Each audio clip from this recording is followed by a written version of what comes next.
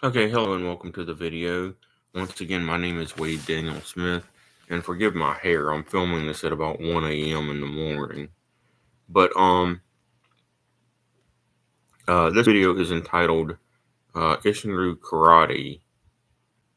Uh, if you take away everything that Isshinryu Karate does right, you're left with Muay Thai kickboxing. All right, at worst. If you take away everything else that Isshinryu Karate does right, you're left with Muay Thai kickboxing. So, individual on YouTube was saying that karate isn't good for self defense and that I'd be better off with like boxing or Gracie Jiu Jitsu or Muay Thai kickboxing and so forth. And I'm like, boxing only has four basic hand strikes. I've mastered 15 basic hand strikes, 8 blocks, and 15 basic kicks, and around 200 jiu-jitsu submissions from Japanese jiu-jitsu that was taught to me alongside Okinawan karate.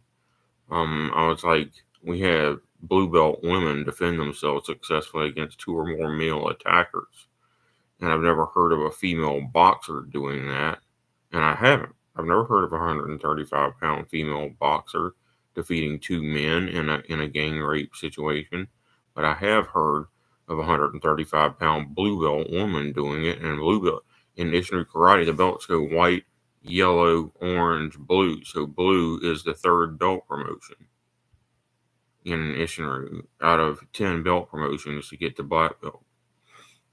Um.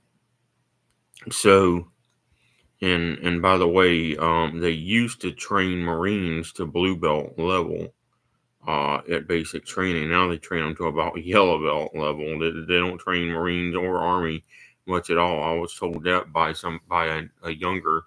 um, a younger gentleman that came out of the Army just a few years ago that they don't train you much of anything in hand to hand combat anymore in the military because they don't expect you to need it anymore.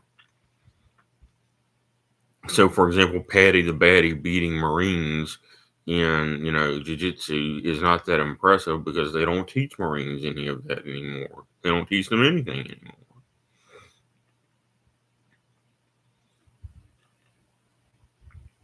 But I'm not exaggerating. I was taught around 200 plus submissions in the jiu-jitsu portion of my class in Okinawan karate class, and I could punch a standing water bag hard enough to flip it over backwards and send it airborne. And I could certainly kick it hard enough to send it flying clean across a room. And that was a 225-pound bag. So we learned the best of everything, which was the point of the style. The style was to absorb the best of every style.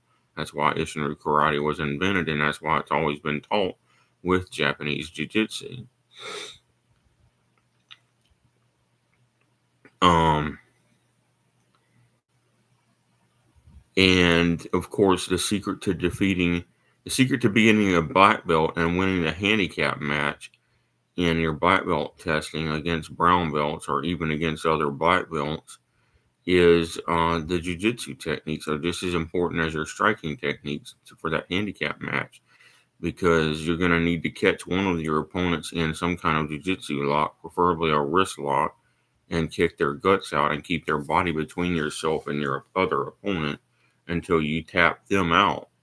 And then once you tap them out, you then throw them aside and then you beat the other black belt or brown belt or whatever.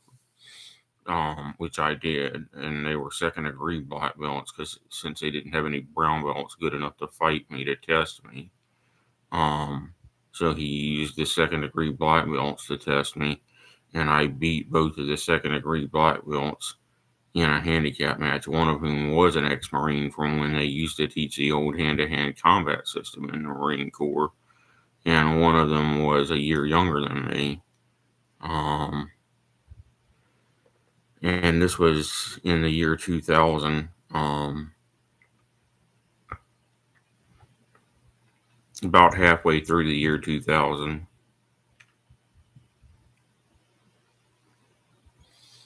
And,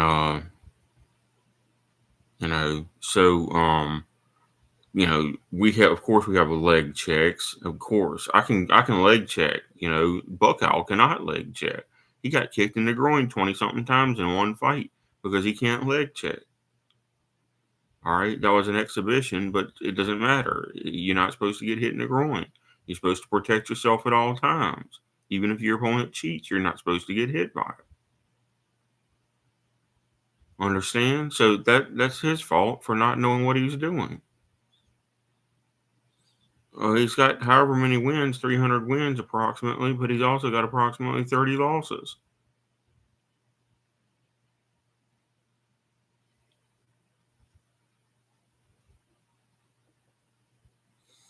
And besides all that, he didn't beat 300 pros. He beat about 250 amateurs. Um, to be honest with you, it's nonsense to claim that he beat 300 professional fighters. There aren't 300 professional fighters in his weight class in the world.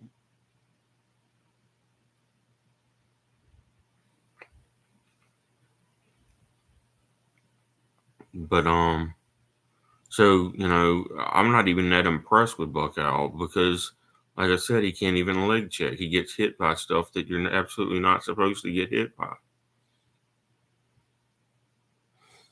But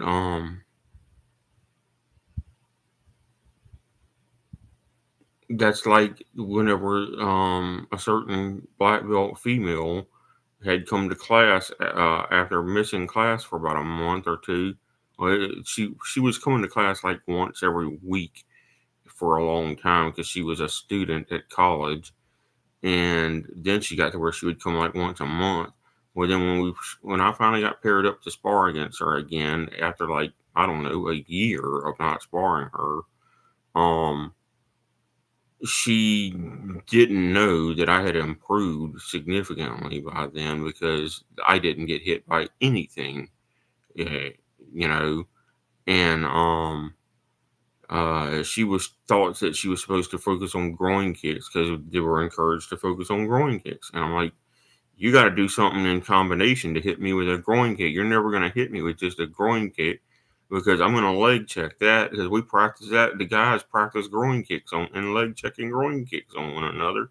And the first thing a man ought to learn how to do in a martial arts class is how to block a groin kick. Since that's the first thing they teach the women how to do is groin kick you, like that ain't no big deal.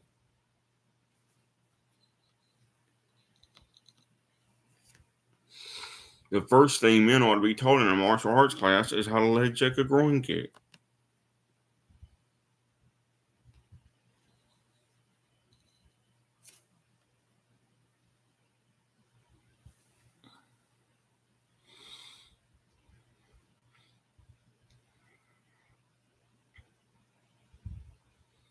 But yeah, wow, the ignorance of some people that they actually think that the 8 total strikes allowed in Muay Thai is somehow better than learning every possible hand strike and kick. And he was like, well, I'd rather know, 4 refined strikes of boxing than 15 hand strikes of karate. I beat professional boxers by boxing rules. I want, if you don't believe me, let's see if you, the viewer, know, because I know, what is the difference? What are the advantages and disadvantages of a horizontal twist punch of boxing versus a vertical fist punch? What are the advantages and disadvantages of a vertical fist punch leading with the front 2 knuckles? All right, and the top and aligned with the top radius bone of your arm. What are the advantages of a vertical fist punch over a straight punch, and when should you use which of these 2 punches? All right. For example, if you're punching to the chin, a vertical fist punch is better. If you're punching to the solar plexus, a vertical fist punch is better. If you're punching to the eyeball, a horizontal twist punch is better. If you're throwing a hook punch, a horizontal twist punch is better, but you should still lead with the front 2 knuckles.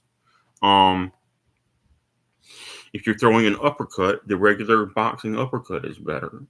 Um, but people don't realize this. We call this the Isshinryu vertical fist punch or the China punch. Um, and it's been shown that when punching to the body, it actually hits up to 50% faster, which means it has about double the force, a little over double the force than this punch, because this punch actually wastes about half the energy just in the twisting motion. Um, let's see. But everybody is taught to throw this punch all the time in most martial arts, and they don't know the difference.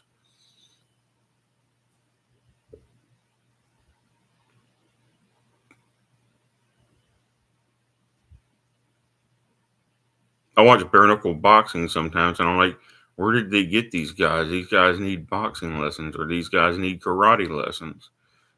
Most of them, unless they already were a pro boxer, they need boxing lessons. And it's like most of them, they just get off the street because they're in decent physical shape. They think they know how to fight, and they don't. They don't know how to hold a standing guard. They get knocked right out in one or two punches. The average fight only lasts 20 to 30 seconds. Um, because they can't hold standing guard.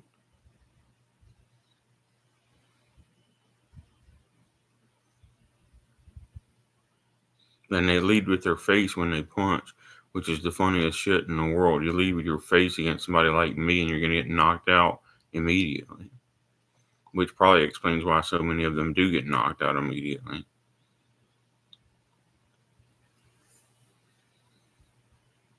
When you punch, you can't lead with your face, like leaning into your punch with your face. You're going to get knocked right out by a straight punch, especially when you're throwing a hook punch. If you throw a hook punch and you lead with your face, you're going to get knocked straight out by a straight right from your opponent. All right.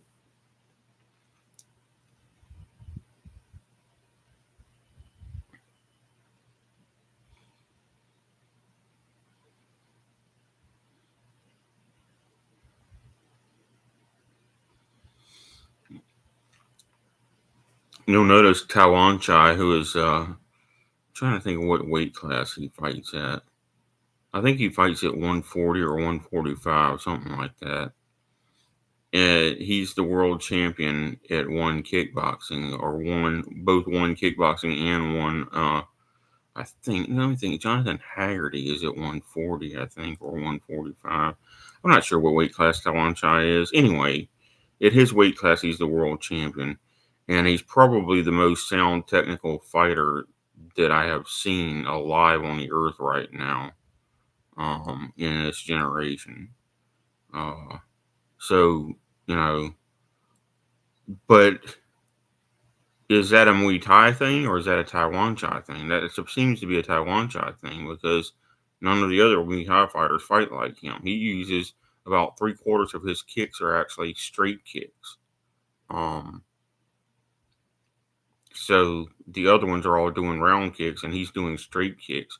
And there's a very simple reason why, which I've explained on video like a dozen times already.